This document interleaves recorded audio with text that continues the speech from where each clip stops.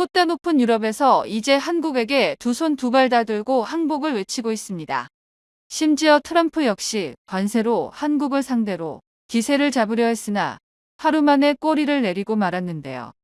우선 미 트럼프 대통령이 유럽과 사실상 각을 세우는 행보를 보이면서 그 강도는 예상을 훌쩍 뛰어넘고 있습니다. 트럼프 재등장 이후 국제 정세는 극도로 혼란스러운 상태입니다.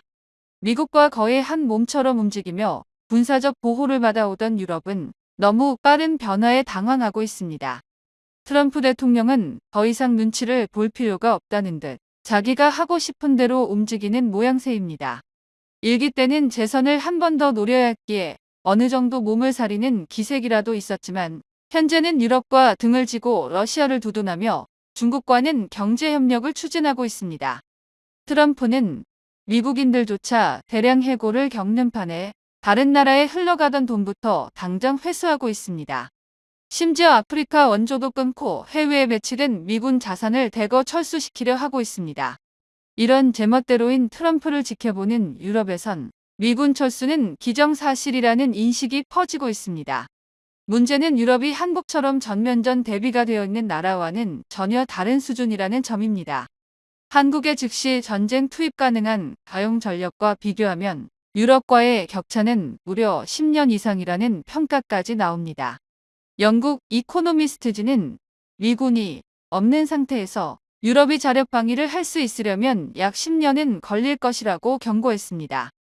또 영국 프랑스가 주도하는 우크라이나 종전 후 평화유지군 규모로 약 4만 명이 거론되고 있는데 이는 러시아와 직접 맞붙는 동부 전선이 아니라 우크라이나 도시, 항구 원자력 발전소 등 주요 국가 기반 시설에 배치될 병력입니다. 그러다 보니 이제 와서야 한국에 다시 문을 두드리며 다양한 형태의 협력을 타진하는 모습입니다. 그럼에도 일부 유럽 국가는 여전히 한국을 손쉬운 봉으로 보는 태도를 버리지 못했다는 비판도 나옵니다. 최근 유로 사토리 방산 전시회에서 노르웨이 등 일부 국가만이 천무에 진지한 관심을 보였고 다른 국가는 기술 이전을 전제로만 거래를 논의하려 했습니다. 폴란드조차도 K2 전차의 전량을 폴란드에서 생산해 이를 비싸게 유럽 각국에 되팔 수 없을까 하는 계산을 하는 모습이 포착됐습니다. 이 때문에 아직도 정신을 못 차렸다는 말이 나옵니다. 도널드 트럼프 미국 대통령이 자신의 소셜 미디어에 올린 단 몇 줄의 글이 한반도를 통째로 뒤흔들었습니다. 상호 간에 맺었던 무역협정을 단 한순간에 난폭하게 찢어버리고 자동차를 포함한 거의 모든 한국산 제품에 다시 25%의 관세를 부과하겠다고 선언했는데요. 특히 대한민국처럼 수출로 먹고 사는 나라에게 25% 관세는 사실상의 수출 금지령이나 다름없는 사건입니다. 대외경제정책연구원의 정밀 분석 결과는 그야말로 처참했습니다. 당초 예상되었던 10%의 보편 관세만으로도 우리나라는 약 152억 달러, 하나로 무려 20조 원에 달하는 직접적인 수출 손실을 볼 것으로 예측됐습니다. 그런데 트럼프가 들고 나온 카드는 그보다 2배 이상 높은 25%였습니다. 이는 경고 사격을 넘어 실질적인 처단을 하겠다는 의도인 것인데요. 특히 우리 수출의 대들보인 자동차 산업은 말 그대로 괴멸적인 타격을 입게 됩니다. 심층 보고서에 따르면 관세율이 15% 수준으로만 유지되어도 현대자동차와 기아는 연간 약 5조 원이라는 천문학적인 수익 감소를 감내해야 합니다. 여기서 10%가 더 얹혀 25%가 확정된다면 미국 시장에서 한국차의 가격 경쟁력은 한순간에 사라지게 됩니다. 미국 소비자들이 굳이 비싼 돈을 주고 한국차를 선택할 이유가 없어지는 것이고 이는 곧 현대차와 기아의 미국 시장 퇴출로 이어질 수도 있는 절체절명의 위기입니다. 트럼프의 이번 폭주는 결코 즉흥적인 감정의 결과가 아닙니다. 그 이면에는 아메리카 퍼스트라는 이름 아래 치밀하면서도 사악한 전략이 숨어 있었습니다. 트럼프는 자신의 통상 철학인 상호주의를 내세우며 미국의 무역 적자를 국가 안보 위협으로 규정했습니다. 그리고 이를 해결하기 위해 의회의 승인조차 필요 없는 강력한 법적 무기, 바로 국제비상경제권법을 꺼내들었습니다. 대통령의 권한으로 국가 비상사태를 선포하고 한국을 비롯한 동맹국들의 경제를 상대로 경제적 몽둥이질을 시작한 것입니다. 트럼프의 진짜 목적은 관세를 통해 돈을 벌자는 것이 아니었습니다. 그의 발언 속에는 그 추악한 본심이 고스란히 드러나 있습니다. 한국 기업들이 미국에서 제품을 만들기로 결정하면 관세는 없을 것이다. 이 말은 한국의 최첨단 공장들과 기술력을 통째로 미국 땅으로 옮기라는 강력한 협박입니다. 한국의 일자리를 빼앗아 미국인들에게 나눠주고 한국의 제조 경쟁력을 미국 발밑에 두겠다는 온쇼어링 강요인 것입니다.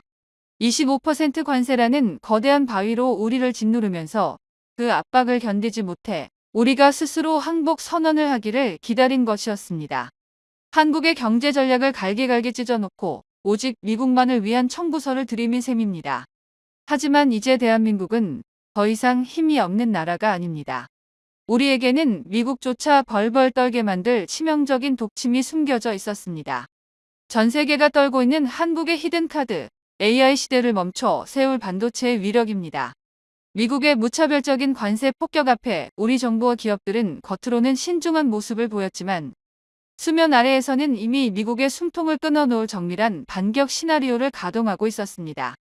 트럼프가 관세라는 낡은 무기로 우리를 위협할 때 대한민국은 21세기 가장 강력한 전략자산을 협상 테이블 위에 올려놓았습니다. 그것은 바로 인공지능 시대의 쌀이자 현대 문명의 심장이라 불리는 고대 역폭 메모리였습니다. 카운터포인트 리서치의 최신 데이터는 대한민국의 위상이 어느 정도인지를 명확히 증명해줍니다. 현재 전 세계 HBM 시장의 무려 80%를 대한민국 기업들이 차지하고 있습니다. 미국의 마이크론이 뒤를 쫓고 있다고는 하지만 기술 격차와 생산 능력 면에서 한국의 상대가 되지 않습니다. 해외 주요 자금들도 한국 반도체로 쏠리고 있습니다. 삼성전자와 SK하이닉스는 이번에도 역대급 실적을 예고하며 동시에 주가도 수직 상승 중입니다. 중장기 메모리 초호황기가 도래한 가운데 이번 실적은 국내 반도체 투톱이 써 내려갈 새로운 기록의 시작이 될 것이라는 기대도 큽니다. 이 말은 곧 지금 전 세계 경제를 이끌고 있는 AI 혁명, 그 중심에 있는 엔비디아와 같은 미국 빅테크 기업들이 한국의 HBM 없이는 단 하루도 공장을 돌릴 수 없다는 뜻입니다. 만약 한국이 관세 보복에 대한 대응으로 HBM 수출을 제한하겠다는 카드만 만지작거려도 미국의 자존심이자 미래인 실리콘밸리 전체가 마비될 수 있는 상황인 것입니다. 우리는 더 이상 미국의 처분만을 기다리는 약자가 아니었습니다.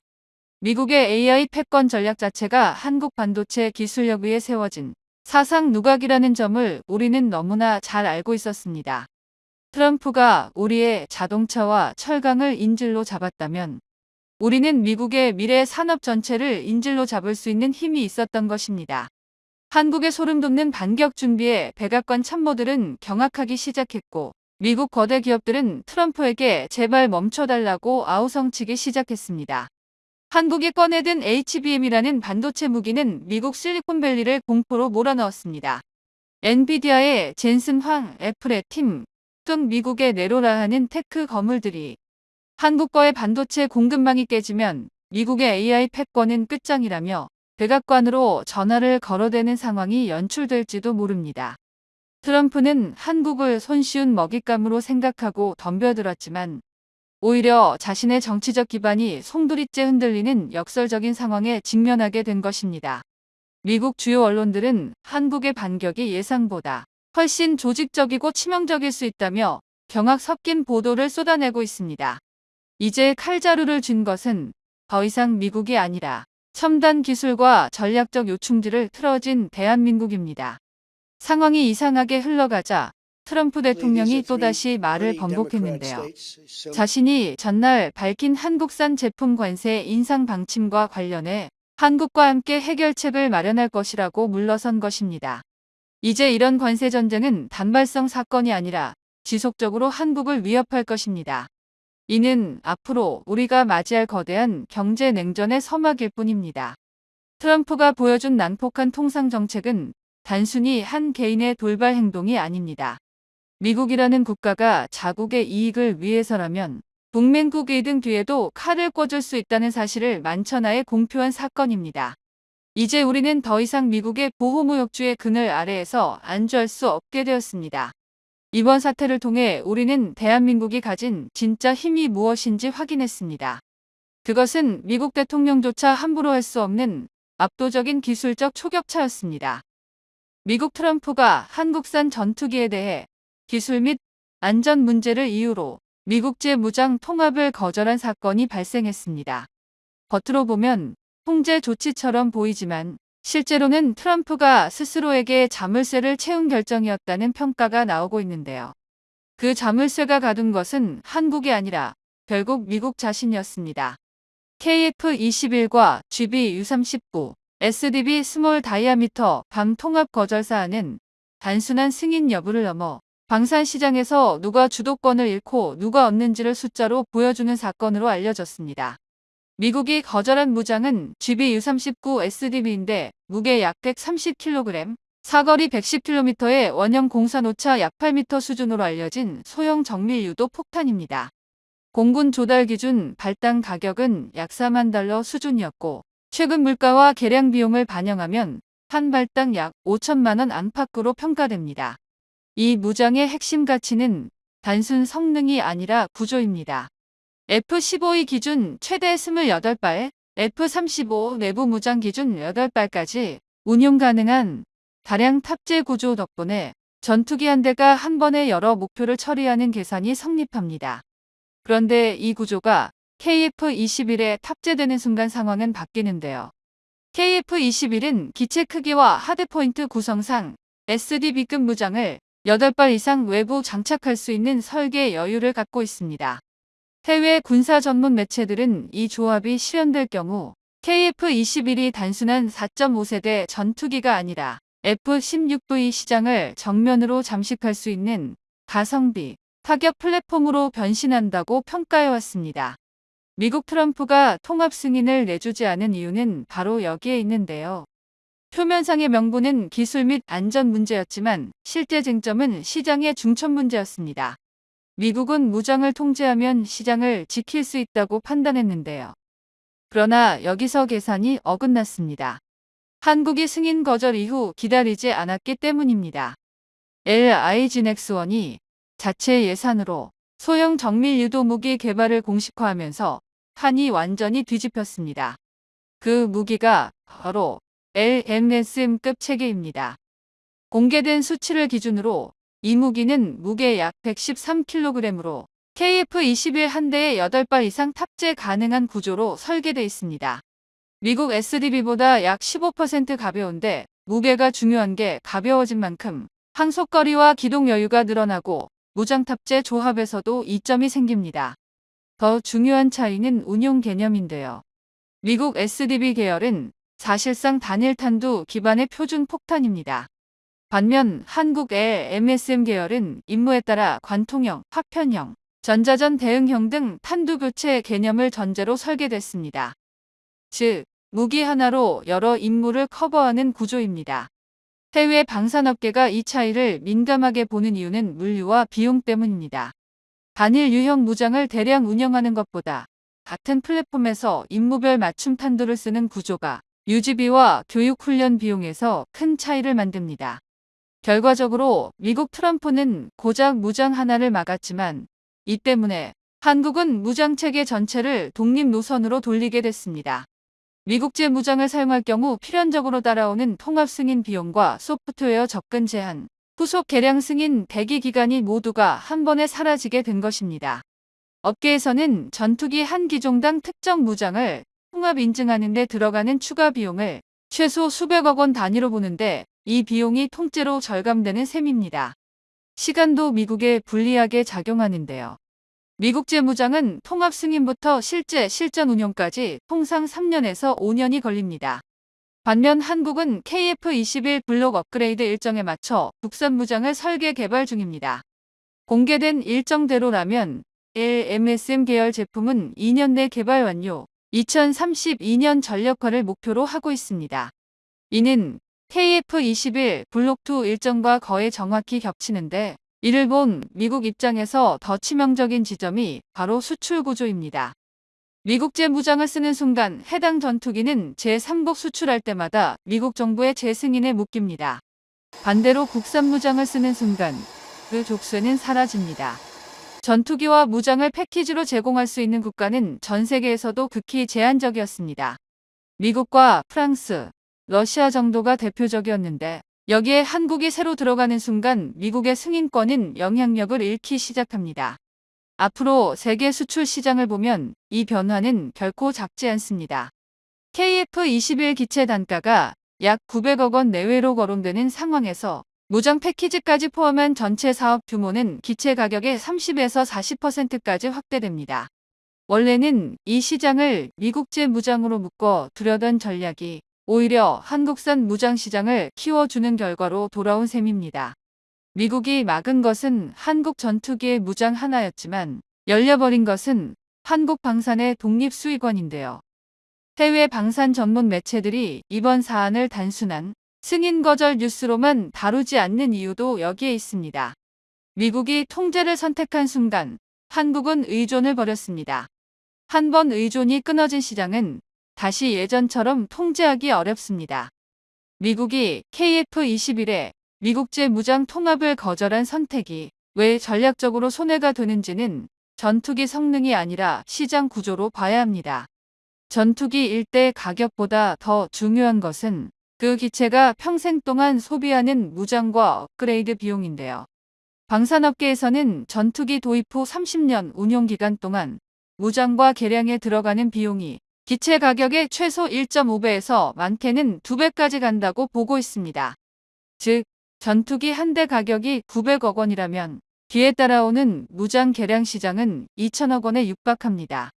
여기서 미국이 진짜로 손해를 보는 지점은 무장 하나의 매출이 아니라 표준 지위를 잃을 위험입니다. 전투기 시장에서 가장 큰 힘은 단순 성능이 아니라 표준입니다. 어떤 무장이 많이 쓰이느냐보다 어떤 체계가 기본값이 되느냐가 시장을 지배합니다. 미국은 지난 30년 동안 전투기 무장 표준을 장악함으로써 동맹국 공군의 교리와 훈련, 작전 개념까지 묶어왔습니다. 그런데 KF-21을 계기로 이 구조에 균열이 생기기 시작했습니다. KF-21이 주로 노리는 고객은 이미 미 공군 수준의 고강도 작전을 상정하지 않는 국가들입니다. 이 국가들은 고가의 미국제 무장 풀세트를 필요로 하지 않습니다. 대신 유지비와 공급 안정성, 전시 조달 가능성을 더 중요하게 보는데요. 실제로 아시아와 중동, 중남미 공군들의 연간 공군 예산은 미 공군의 5에서 10% 수준에 불과합니다. 이런 국가들에게 미제 무장은 성능 이전의 비용 부담으로 작용합니다. 여기서 한국 무장 체계가 등장하면 계산이 달라집니다. 미국 무장을 기준으로 짜인 작전 교리와 훈련 패키지를 그대로 수입할 필요가 없어지기 때문입니다. 한국은 전투기와 함께 훈련 정비 무장 운용 개념을 원 패키지로 제공합니다. 이 구조는 구매국 입장에서 초기 도입 비용뿐 아니라 10년, 20년 누적 비용을 크게 낮춥니다. 업계에서는 이 누적 비용 차이가 기체 가격의 절반 이상까지 벌어질 수 있다고 분석합니다. KF-21 무장 통합 거절 사안은 미국이 한 번 더 통제의 힘을 확인하려다가 오히려 표준 경쟁에서 불리한 위치로 이동하는 계기가 되고 있습니다. 미국은 승인 여부를 통해 질서를 관리해왔지만 그 질서가 유지되려면 대체제가 없어야 합니다. 한국은 지금 그 대체제를 만들어내고 있습니다. 결국 미국이 이번에 선택한 것은 통제였지만 결과적으로 잃게 되는 것은 선택권입니다. 한국은 이제 막히면 멈추는 나라가 아니라 막히면 노선을 바꾸는 나라로 인식되기 시작했습니다. 방산 시장에서 이 인식 변화는 숫자보다 오래 가는데요. 이번 사안의 결론은 단순한데 미국은 막았지만 한국은 미국이 필요 없는 구조를 만들고 있습니다. 그리고 구조가 완성되는 순간 한국은 미국의 통제에서 벗어난 자주적인 힘을 얻게 됩니다.